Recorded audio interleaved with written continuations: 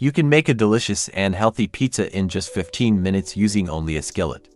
No oven, no eggs, and no milk. Today you're going to learn the secret of a pizza that will change your life in the kitchen. If you want to learn practical, healthy recipes that really work, hit that like button right now and subscribe to Healthy You.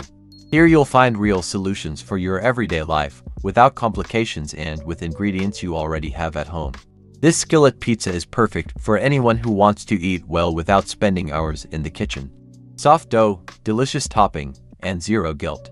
Stay with me until the end because I'm going to show you all the little secrets to make your pizza perfect. First, let's go to the ingredients you'll need.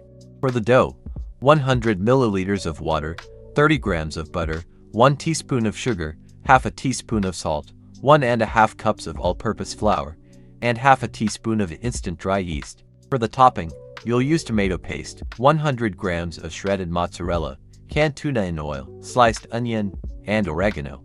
Write these down so you don't miss a detail. Now let's start preparing our dough. In a bowl, add the 100 milliliters of water. Add the butter, but attention, it must be melted. Then add the teaspoon of sugar and half a teaspoon of salt. Stir well until the sugar is completely dissolved. Don't leave any grains, this is important for the perfect texture. Now comes the flour, and here's a special technique. First, sift the flour, this will make your dough much softer. Add only half of the flour into the bowl, then place the dry yeast right in the middle, and finish with the rest of the flour. Why do it this way? The yeast gets better distributed, and your dough will rise evenly. Start mixing with a spoon, and when it gets too heavy, use your hands. If the dough is too sticky, don't be afraid to add more flour. But here's the secret that makes all the difference. The right point of the dough. It should still feel slightly sticky on your fingers. That way, it will turn out soft once cooked. If it's too dry, your pizza will be hard. Now knead for about 2 minutes, no more than that. The dough is ready when it's smooth and elastic. Take the dough out of the bowl. And here's a pro tip. Drizzle a little olive oil on the countertop and spread it out. This will keep the dough from sticking and even add flavor.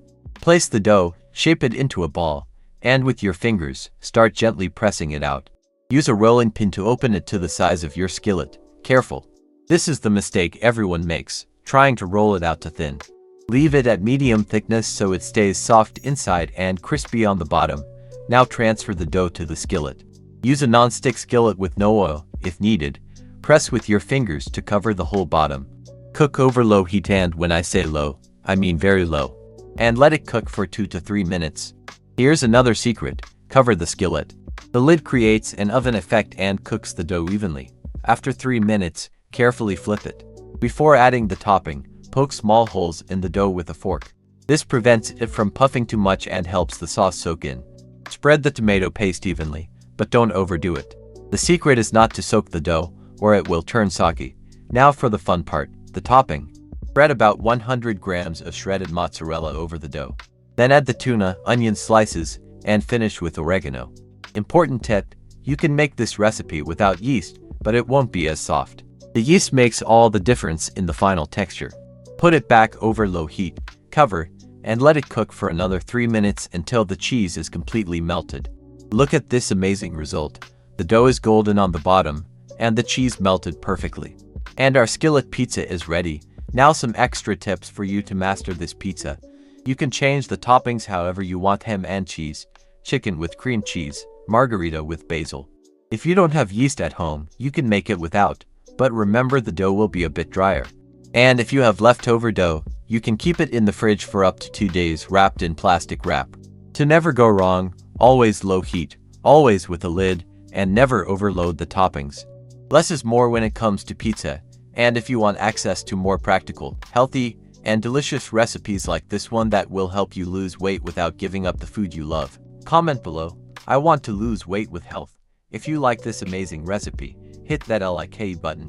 Comment below which topping you're going to try first, I want to know. And if you haven't subscribed to the channel yet, subscribe now to get more practical, healthy, and simple recipes like this. See you in the next one.